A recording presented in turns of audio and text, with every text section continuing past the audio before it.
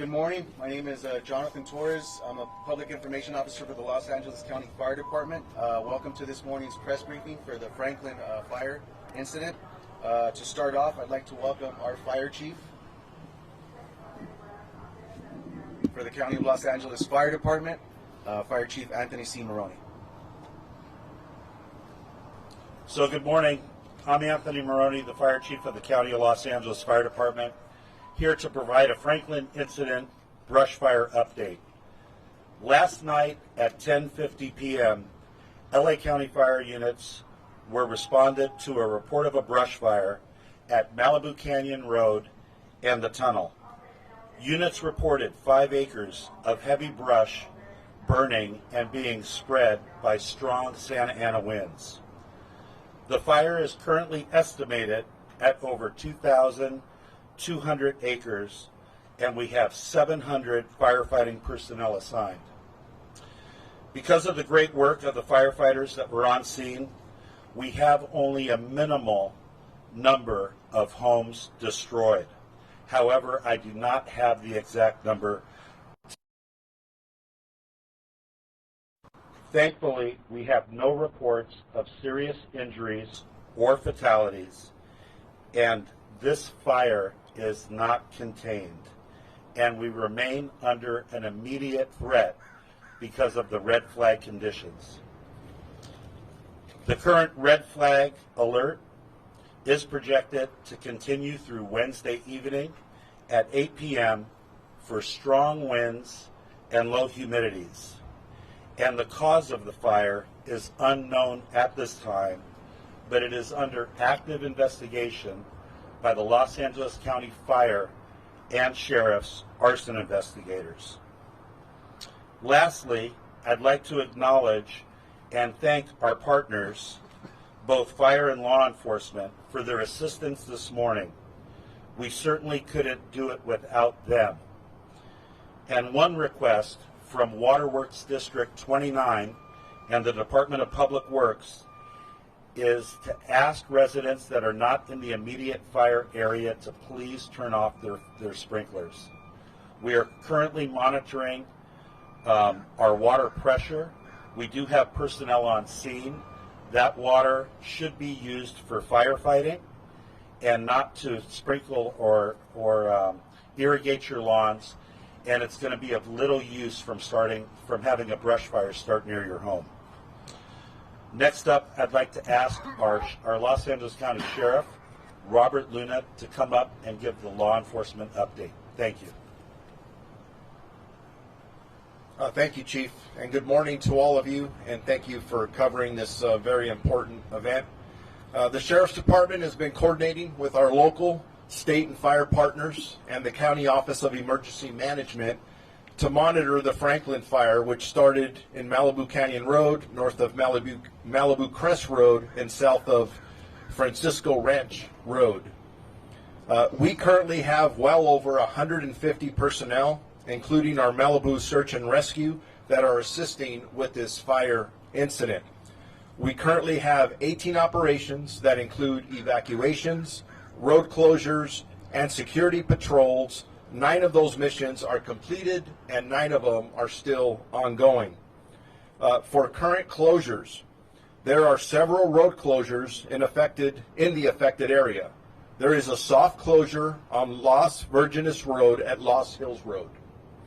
Hard closures at Las Virgenes and Mulholland Highway and on Fifth Highway between Topanga Canyon Boulevard and Canyon Dune Road. Regarding evacuations, a little after midnight, we started multiple evacuation orders and warnings in between Trancas Canyon and the west to Topanga Canyon Boulevard and everything south of Mulholland Highway to Pacific Coast Highway. There are approximately 18,000 people and 8,100 structures in the affected area. Of the 8,100 structures, 2,043 structures are under evacuation orders and 6,046 are under evacuation warnings.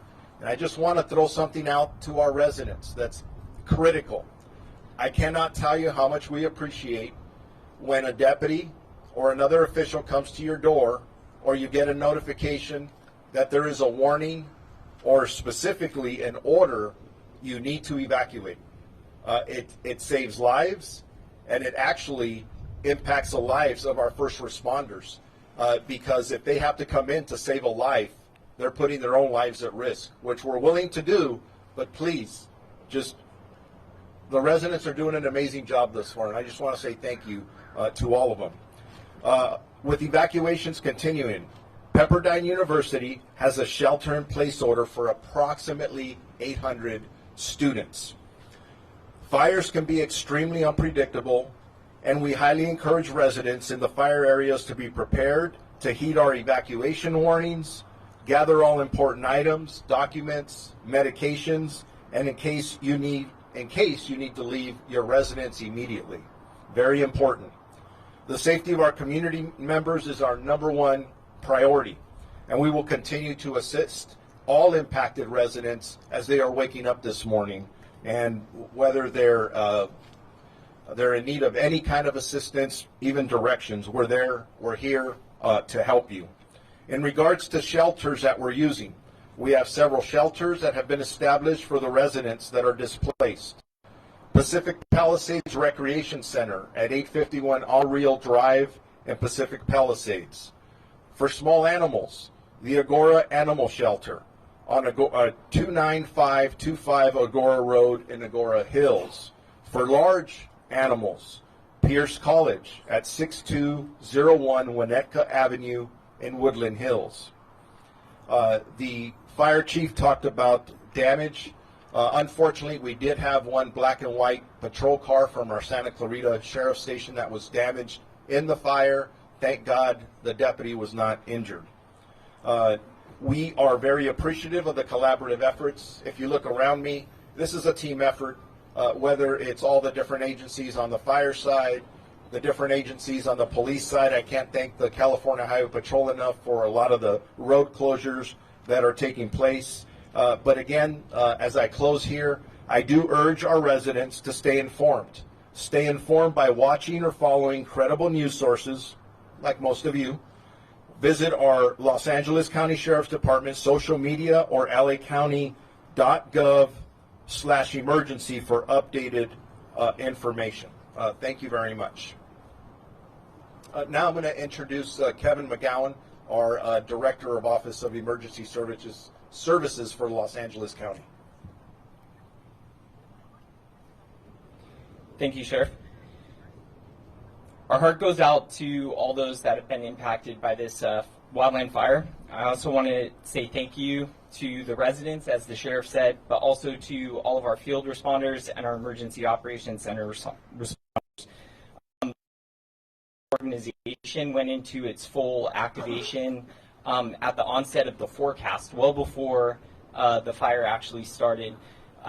We saw the significance from the National Weather Service, another great partner during this incident, describing this as a particularly dangerous situation that warranted a really sizable preparedness campaign across the entire county.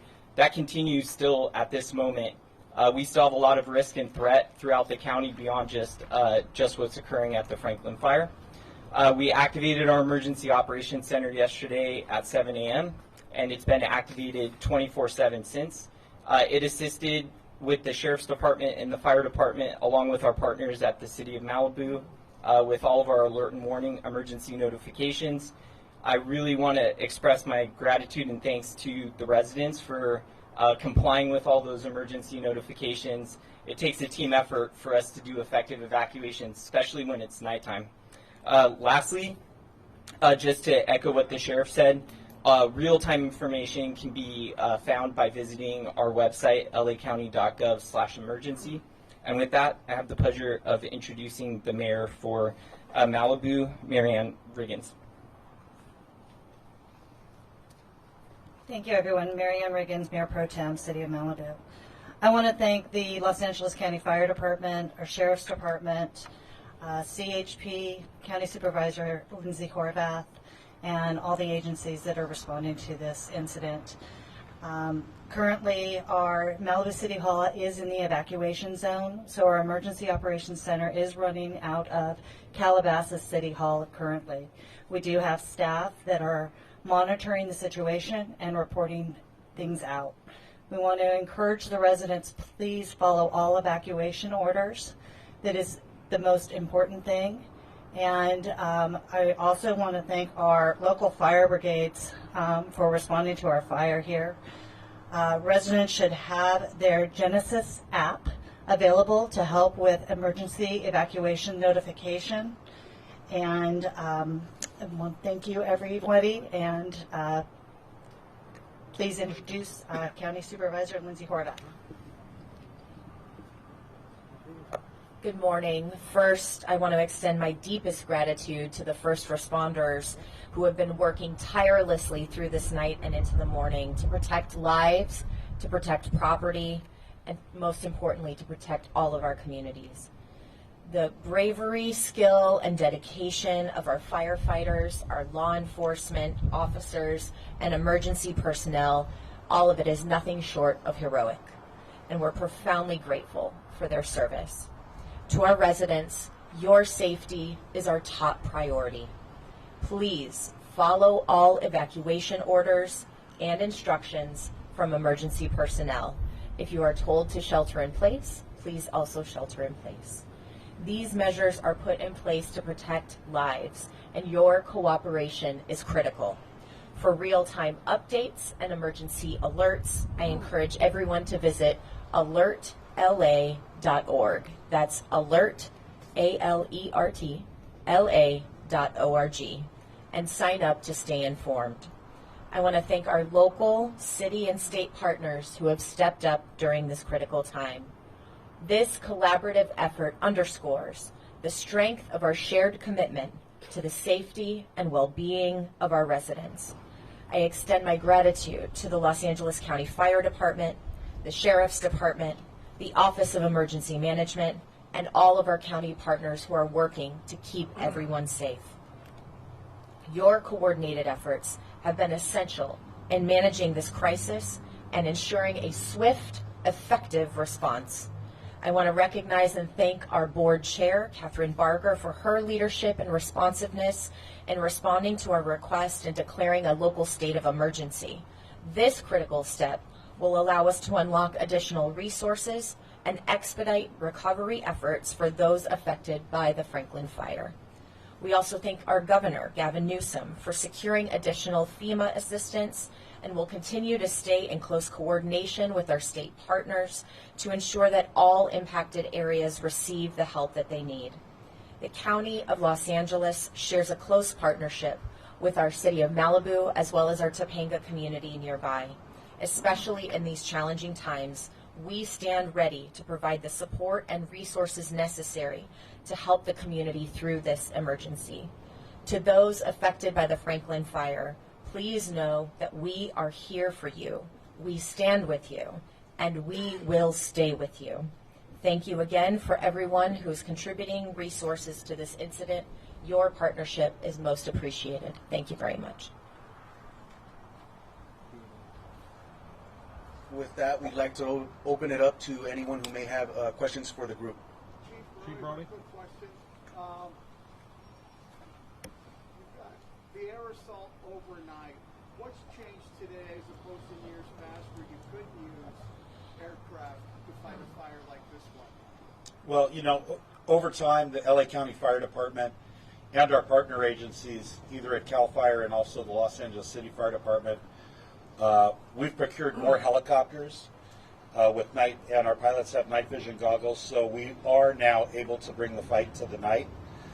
We've been doing that for many years, and we also have our quick reaction force that's funded through Southern California Edison.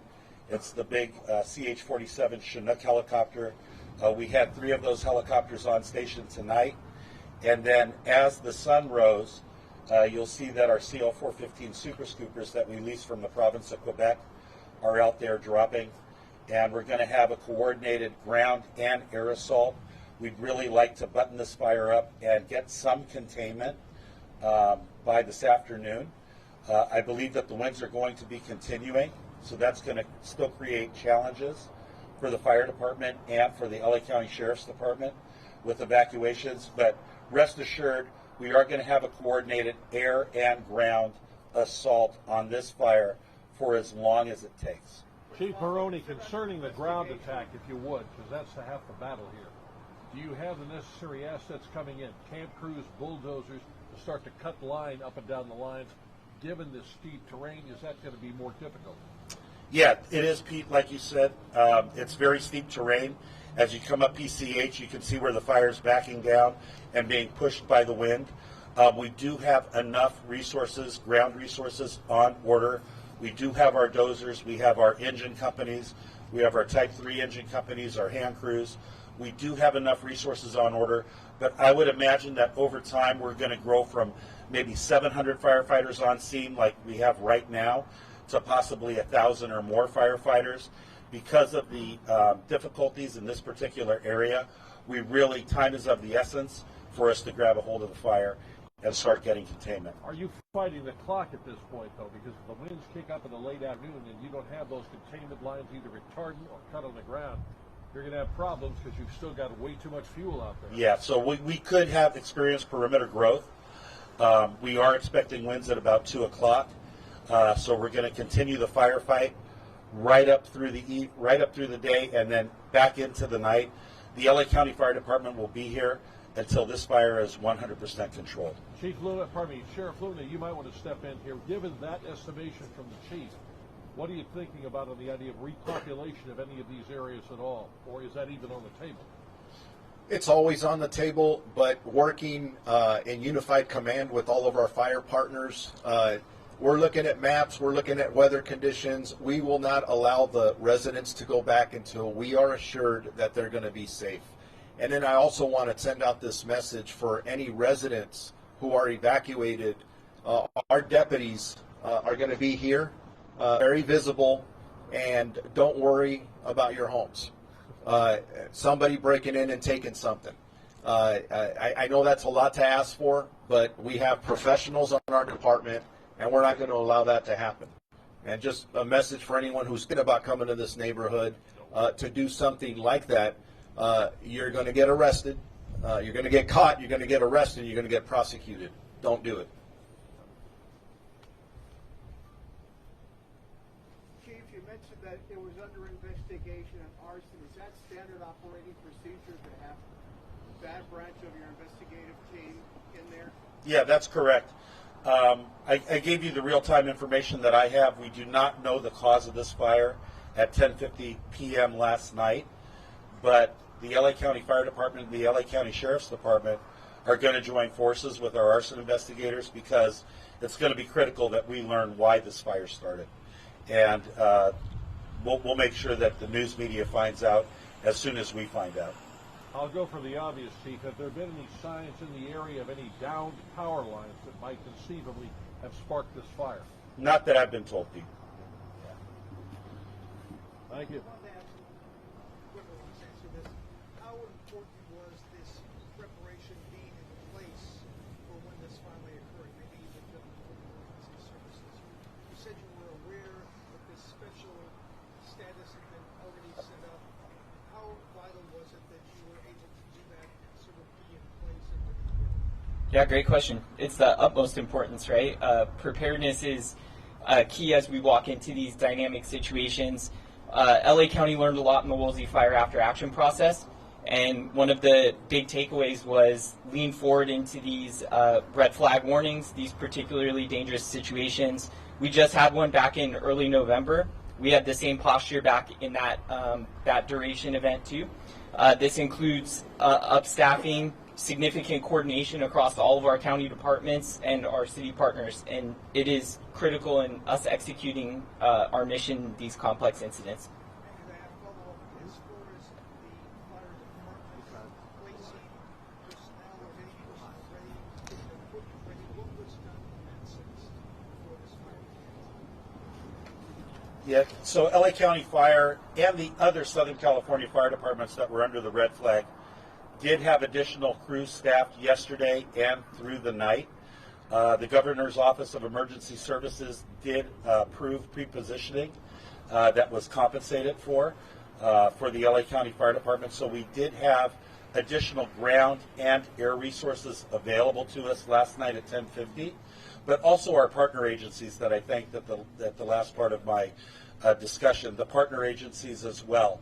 We had a very rapid response of mutual aid resources into the Santa Monica Mountains and the Malibu area to assist us with this fire because of those strong winds.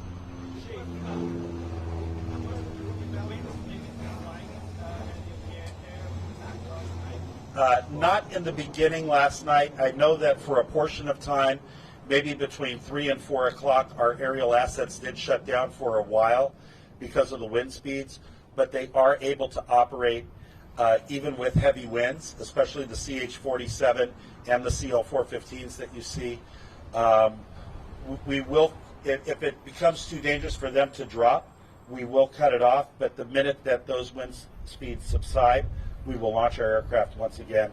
But we're going to be here for the duration, and it's going to be a coordinated ground and air assault. Do the NVGs affect any change in the wind direction in the course of the day and evening? I have not had an opportunity to review the spot weather forecast for today, but I've not been advised that we're going to have a change in wind direction. I was told that it's going to remain a wind out of the north through Wednesday evening at 8 p.m. regarding maneuverability of choppers overnight? You say you had NVGs, that's fine. Do they compensate for smoke, or is there a problem there where you have visibility reduced to the point, say, even with NVGs, we aren't going to risk an aircraft? So NVGs are not going to help us when we get smoked out, and sometimes that's going to cause a reduction in the number of aerial assets that we're deploying, because we have to make sure that we're safe and that we can continue the fight throughout the night. So if we do get smoked out, we will set down until the wind brings the smoke away and then allows us to go back and attack the fire perimeter. So overnight, when you had those particular points where visibility was less than 200, 300 feet, the choppers were coming in at 150. Was it the idea you don't call them in unless you literally need air attack on one point where you're going to lose a house or something like that? That's where they were bringing them in? Yeah, well, you know what, Pete? I mean, aerial operations are a combination of perimeter control and point structure defense. So we use helicopters and our aircraft for structure defense, but we also use it for perimeter control. But like you brought up earlier, we need boots on the ground. Unsupported helicopter or aircraft drops do not put out the fire. We actually have to put a line around the entire fire, and this fire at 2,200 acres or more has a lot of unsecured fire perimeter. Excuse me, I know that there's been, especially since Woolsey, more and more kind of CERT teams, fire brigades across the Malibu area that have been built up, including the program I know that Supervisor Horvath has helped kind of create over the past few years.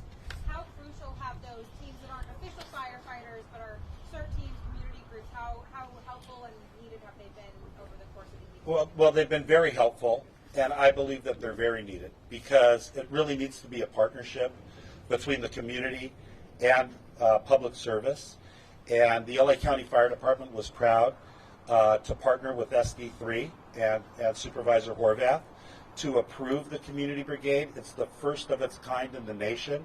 And I actually saw the Malibu Community Brigade out this morning.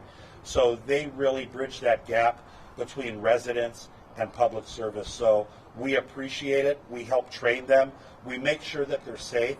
But we know that the community appreciates a role in helping protect their community. Is the community brigade going to continue to be part of this process of fighting the fire? I certainly hope so. I'm not going to send them home. Yeah. Thanks, Chief. Follow up on the positioning, pre-positioning. Were there extra personnel in Malibu at 10:50 last night, ready to move up there? Yes, there was. And we had additional strike teams. We had additional aircraft out of our Barton heliport. We also had additional aircraft out of our Van Nuys tanker base. Yeah. Because we knew that this event was coming. We knew that it was a particularly dangerous situation from the Weather Service. So that gave us the time to upstaff in preparation. Remember in November, we had the last Santa Ana event. We had the Broad Fire. Shortly after the Broad Fire started, we had the Mountain Fire start in Ventura County, and we went to the aid of our partners in Ventura. So we seem to get one significant wildfire every time we have a strong Santa Ana event in Southern California. Is this something that's changed in the last 5-10 years, this approach? Well, I certainly think that global warming is impacting wildfire throughout the United States, and it's making it even more challenging for fire departments to respond to wildfire. It's undeniable, from my perspective, that global warming is causing more challenges for us. Thanks, Chief. Thank you. Can you guys repeat how many people are under evacuation warning? Orders. Give me a second. I'll give you that number right now.